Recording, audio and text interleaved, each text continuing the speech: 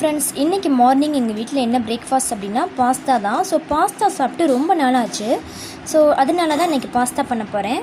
பவுலில் பாஸ்தா சேர்த்துட்டு கூடவே தண்ணி சேர்த்துட்டு நல்லா வெந்துருச்சான்னு சொல்லி செக் பண்ணி பார்த்துக்கோங்க. வேகிற அளவுக்கு கரெக்டாக தண்ணி சேர்த்துக்கோங்க.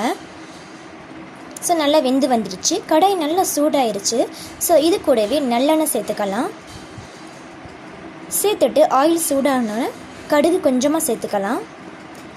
மீடியம் சைஸ் வெங்காயம் 2 கட் பண்ணி வச்சுருந்தேன். நல்லா வாஷ் பண்ணிவிட்டு இது கூட சேர்த்துக்கலாம். அப்படியே மெதுவாக வதக்கலாம். சீக்கிரம் வதங்குறதுக்கு சால்ட் லைட்டாக சேர்த்துட்டு ஃபுல்லாக நல்லா மிக்ஸ் பண்ணலாம். கூடவே ஜிஞ்சர் கார்லிக் பேஸ்ட் சேர்த்துக்கலாம். பழமாக 2 தக்காளி கட் பண்ணி வச்சுருந்தேன். சின்ன சைஸ் தக்காளி தான். அதையும் சேர்த்துட்டு மஞ்சள் தூள் 1/2 டீஸ்பூன், மிளகாய் தூள் 1/2 டீஸ்பூன் சேர்த்தாச்சு. இது கூடவே கரம் மசாலா தூள் 1/2 டீஸ்பூன் சேர்த்துக்கலாம். நீங்கள் உங்கள் காரத்துக்கு ஏற்ற மாதிரி சேர்த்துக்கோங்க. கரம் மசாலா தூள் இல்லை அப்படின்னா பெப்பர் தூள் கூட சேர்த்துட்டு மிக்ஸ் பண்ணுங்கள் தண்ணி சேர்த்துட்டு.